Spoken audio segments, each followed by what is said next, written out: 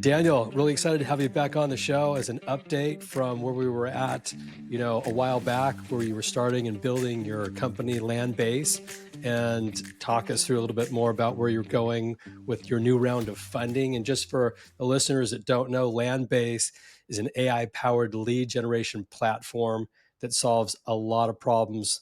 I'll let Daniel talk about that specifically. But Daniel, welcome back to the show. Why don't you just kick it off and just give us your kind of a snapshot update of where things are at with your most recent round of funding. Great to be back on the show. We started Landbase to help businesses find their next great customer. And we believe in a world where you no longer should work for your software, but your software should work for you. And what we've seen since our launch in September 24, less than 9 months ago, is tremendous momentum around that impact. So business's number one problem is just, how do I grow my business? How do I find customers? And in the past, it's been a lot of friction to do so. And now made possible by agentic AI, and specifically Landbase's model called GTM1 Omni, the first model built purposely for go-to-market. It's been transforming the way businesses grow very efficiently. So due to that, we've seen a lot of market momentum from customers, from stakeholders, PR, but also now investors. And we were excited to announce our Series A funding that was led by Sound Ventures. So that's Ashton Kutcher, Guy Osiri, and the team over there. That's early investors in Airbnb, Uber, Spotify, and now big investors in all the language models, so OpenAI, Anthropic, Stability. And we also have participation from a lot of our existing investors who have been phenomenal. That's like 8VC, A-Star, First Minute Capital, and co-led by Pickus. Yeah, it's amazing. I love that whole lineup that you have of investors. Walk us through a little bit about from the insights of what it was like raising around in today's market. A lot of founders of AI companies are kind of in the trenches going through that. How did you land with Osiri and Ashton Kutcher, and how long did it really take from really beginning to get to the point where they signed off and everyone was on board raising this next round? So I'll tell you something. We wanted to raise earlier in the year, but I had a pretty major ski accident in January. I had to have surgery, my MCL, ACL, my meniscus. I'm still in crutches. It's like 6 months later. Oh, wow. I couldn't leave my bedroom for like 3 months. And I'm a big believer in in-person relationships. And I saw this Series A as the opportunity to bring in something with someone who I didn't know. This was the first time we actually pitched Landbase broadly. So when we did our first seed, I called up people who we knew and got a great round of investors together. But I knew that the A was a very important moment to choose an investor that's going to, add something different and add something unique to, Landbase. So I kept saying I'm going to go as soon as I can fly.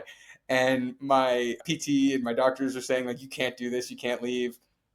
Anyway, I said, I think this is like a month and a half ago. I said, fuck it, I'm going to do whatever it takes. And I literally had to stab myself with a pill with a needle to make sure that I didn't have blood clots when I flew. I had a nurse come with me. I had a big setup to make sure that I was okay. But, wheelchair, crutches, whatever I needed. And I did 50 meetings in 2 weeks across San Francisco, Silicon Valley, New York, LA, and met some great people, had really early momentum, and was going to plan to keep, the process going. But then the Monday after those 50 pitches was Liberation Day. If you recall, Trump announced tariffs, the stock market crashed. And I've known Yeah. from my experience, if markets close, they can really close. So, we wanted to optimize for really speed and great partnerships. So I quickly looked at, those who showed, interest in second meetings and term sheets, and ended up really narrowing it down to a few finalists, and went in person again to go meet Ashen and Effie and Lucas and Guy, who are the kind of partners and people that were working with us at Sound. And what was so fascinating is I've worked with a lot of tech investors in the past, and they focus on certain things, a lot of metrics, product demos, slides. But at Sound, it was, just a group of people in the room. They didn't want any screens up, and they just went deep on brainstorming. And our tagline, which I knew people didn't love, I could see it from conversions and feedback, was intelligently automate your go-to-market powered by GTM1 Omni, the world's first domain-specific model for go-to-market. So that was like, I thought technology, really kind of made sense to describe what we did. But our customer was like any business.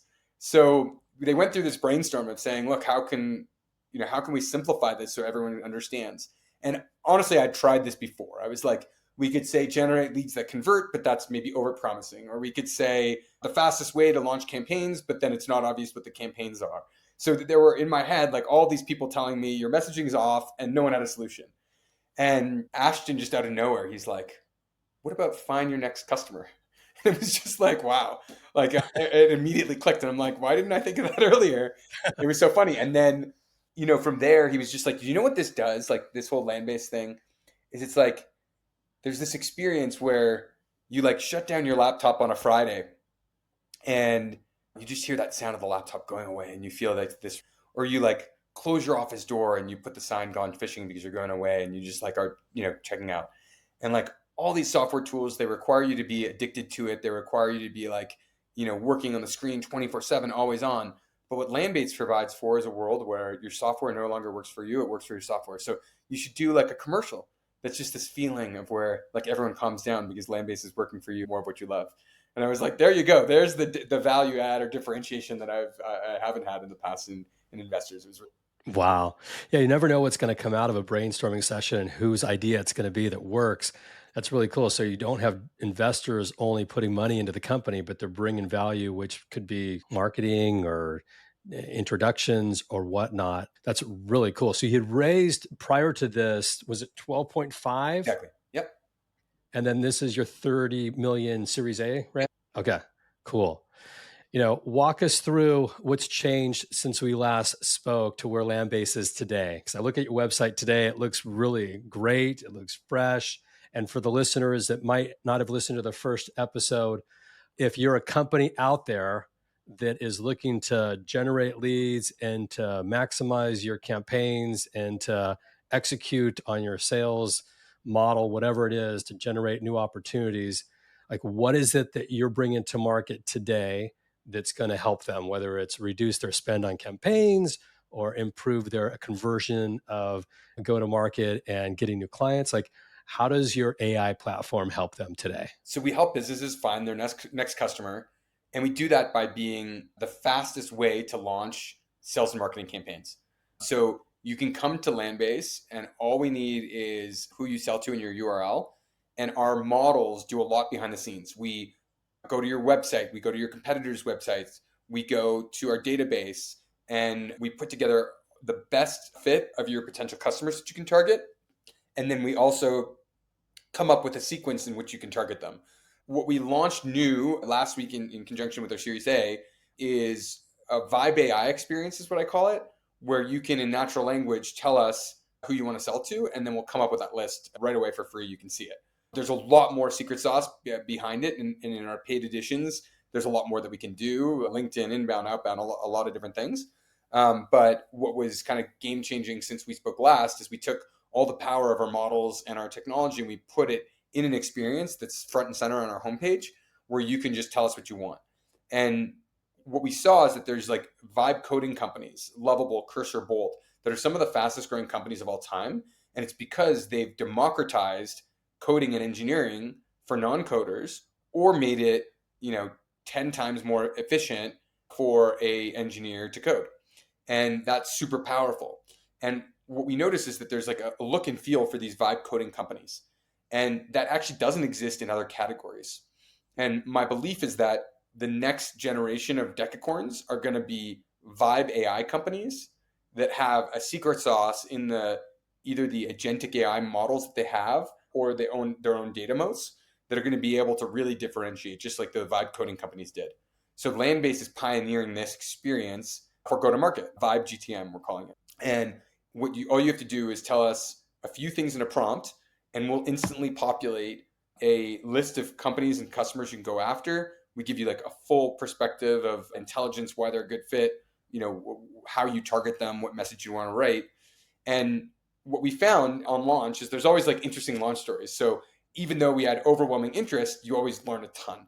And the thing we learned is that a lot of people just tried a one-shot prompt, meaning I want to sell to people with blah blah blah blah, and they put it in, and the results were okay, but not like amazing every time. But just like vibe coding, the magic comes from when you actually interact with the AI and you improve it and you teach it. So the one like learning we had is that you can get really good at prompting your way through Landbase, and it can create like magical outcomes. So one of the things we're going to be doing is building like prompt libraries and kind of experiences to really help make this experience really magical and to train people just like on vibe coding, how you vibe with it. We want to do that for Vibe go to market. I love that. Yeah, we've experimented as well, and we've built AI agents, and we're continuing to look at the modern technology stacks that are helping do it quickly. And there's complexity behind the scenes, but yeah, it's really fascinating to see what technology in AI specifically is allowing us to do in many different sectors. But you're focused on generating lead and executing campaigns and doing it quickly. Is there a certain profile of a type of company that this works really well for? Like if you're a small company that doesn't have any real history, you're just starting, is it going to work for them? Or do you have to be an established organization in a specific vertical? Like what's the target for your company? So just like the vibe coding companies where they democratize coding for non-coders, Landbase is democratizing digital go-to-market strategies for people who previously wouldn't have been able to do it.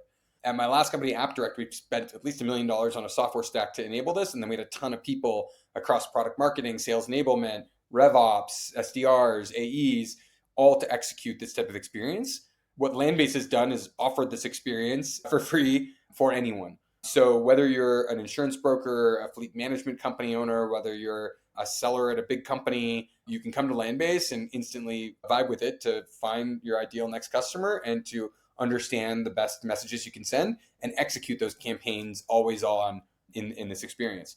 So yeah, what I would say is it's really making it easier, faster, better, and cheaper for people to run these campaigns.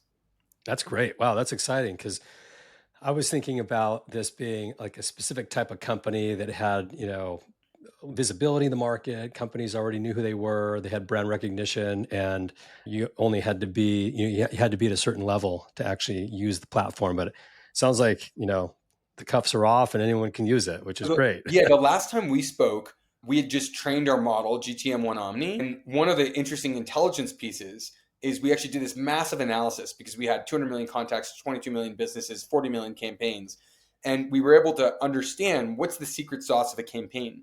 And a lot of people think it's the list that you target or the message. And actually, that's important. But the most important thing was the credibility of your company as the seller in the individual that's selling the piece. And if there's not digital credibility, it's actually really hard for the other side to ever want to respond to any type of campaign, whether that's an email, a cold call, whatever. So what Landbase got really good at is understanding like relevance and digital trust. And I mentioned this last time, but we came up with this digital trust score. It's also free. You can go to landbase.com/digital trust and learn more, get your score. But most companies, let's say, score, it's a 1 out of 100 cycle. And if you're like a startup or an unknown company with very little digital presence, you're going to be below a 30. Below a 30 means you have almost no chance of being successful. It's very, very difficult. Now, if you're in like the 50 to 60 range, you might be an established company with some good stuff, some press, some analysts, some community, some ratings and reviews talking about you. Now you can really do well with the digital demand gen. The best companies scoring on this metric was like a Rippling, Ramp, or Kata, who are like insanely good at digital demand gen or outbound. So with this trust score, it gives us a really good sense of who's a good customer. Because when we spoke last, the only way to use Landbase was to pay us $3K a month in a sales-led motion, and we didn't want to take on customers that we didn't think we could deliver for. So with this free experience, we'll allow anyone to try it because in the past, the only way to run these strategies would be hire people, aggregate software, or work with an agency, which actually would be a high cost to experiment. So we think we're now the lowest cost to experiment. So whoever you are, you can come, you can understand the baseline of where you will perform on a strategy. We can help you create content that boosts your digital credibility, and we can help you drive campaigns that are more likely to convert. Wow.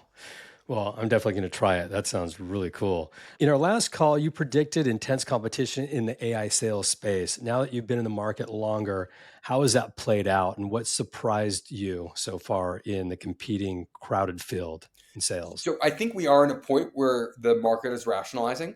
So going back to like 2023, 2024, every day there were new companies getting started in similar categories. And some of those companies will still be around. The ones that didn't raise capital can run, hopefully, cash flow businesses. But what I've always found that the best venture outcomes, so like the decacorns, unicorns, and beyond, need to have some form of category leadership or differentiation and moat. And oftentimes there's different ways to build the moat. It's your brand, it's your traction, it's your product, it's your data, but capital matters too. So one of the reasons why we did want to raise our A on the sooner side, as well as raise a bigger number, is because that differentiates us in the space. So if there are 1,000 or 10,000 companies that started in the last few years in AI go to market, in our category that I'd say could be competitive, we're probably a top five now in terms of capital raised and market traction. So I think like the way I've thought about it is if you're going to raise venture money, it's your fiduciary responsibility as a CEO to optimize for the biggest outcome, even if that means inherent risk, because you can't try for something big if you don't swing for the fences. And there's always risk associated with that. So I'm playing the game, which is, go big, and capital is required to do that. I also think that there's a ton of amazing companies that are operating lean. In fact, Landbase has actually acqui-hired four, going on five of these companies, which are really great teams that have built one awesome product alone, bootstrapped, whatever, and feel like, hey, they'd rather attach themselves to a bigger horse and build a bigger platform. So I think like what I'm seeing in the space right now is that you're seeing consolidation where there's some players that are getting more capital. There's some teams that want to join those companies, but there's also a lot of focused companies that are building great things, and there's room for both. That's great. So you've gone out, you've raised the money, you're going big, swinging for the fences. Where are you planning to put the funding into? Is it growth around acqui-hires? Is it hiring more? Is it building more technology? When you put that plan together, where do you start? What's pretty amazing, if you look at like the Vibe AI companies, specifically a company like Bolt, Cursor, Lovable, they have very small lean teams that are driving huge. And therefore, in this tech era, I actually don't think you need massive teams. What you do need is investment in focus, training the model, your brand, getting the right customers on. So a lot of our efforts are actually to invest in offering our service for free to customers because there is a real cost of that, to be able to essentially work with more people, to get more data, to be able to perform better. So there's like a flywheel that's involved. So we're actually reserving a lot of the cash. We didn't even need it necessarily, but we're reserving it for giving a lot of free value away to customers, and that hopefully further refining our product experience to make it faster, better, cheaper, and making our data and moats better. I like that strategy. In our last conversation, you said drinking your own champagne, provides lessons that you've learned in using your own product. What's something that you've learned about your own product now that you've got it in market and you're fine tuning it? So the drink your own champagne comment came from, yeah, how do you be the best customer of your product? So the first thing that we did is we actually focused on our trust score, or our digital trust score. So we were at 0 because we were a startup. We got it past 30. We got it actually to 60, which was one of the fastest companies in our knowledge base, or our data, that accelerated this trust score. If we would have started outbound campaigns before that, our data would have said that you'd. So now we've used the intelligence on our platform to tell us what channels to go after. So while we do email, phone, and LinkedIn, phone is actually a really good strategy for us, and doing warm targeting. So you want to find out who is interacting with my social, with my website, and then we want to have reps, human reps, retarget them. And that creates a really great, unique go to market that other people aren't doing. This was only made possible by the intelligence in our model. And that's how we went from 0 to 150 customers in less than 6 months, high paid, and kind of enabled this insane growth trajectory of revenue. So really what that, drinking my own champagne did is guided us on what to do and what not to do. Even though, interestingly enough, we could have started with email campaigns and just tried because that was our platform. So I think like the intelligence of GTM1 Omni can do so much. And again, we're opening up that intelligence so any business can check it out for free. That's really cool. Every company is looking to optimize their own business, and data tells you where you should go sometimes that you're not thinking about. So the fact that, you're going to more of a sales driven motion with phone calls and people, on the street, I think that's amazing. There's human in the loop. They say AI is going to replace everybody everywhere, but it doesn't necessarily tell a true story as we continue to learn and evolve. But the ones I think that use the best tools can elevate and be more successful, in my belief.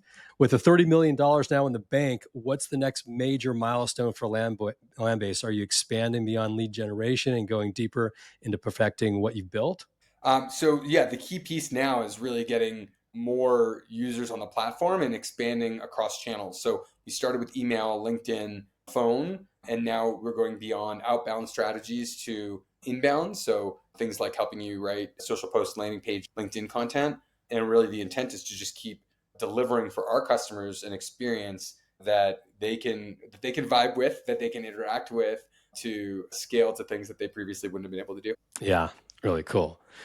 Well, lastly, just want to ask one question, maybe for the listeners. When you're raising capital and you're working with great teams, and then you bring in, the star factor of like an Ashton Kutcher and, these other well-known investors, what's the biggest surprise that you've learned in collaborating with them that you didn't know when you first started the conversations and bringing them on as investors in your company?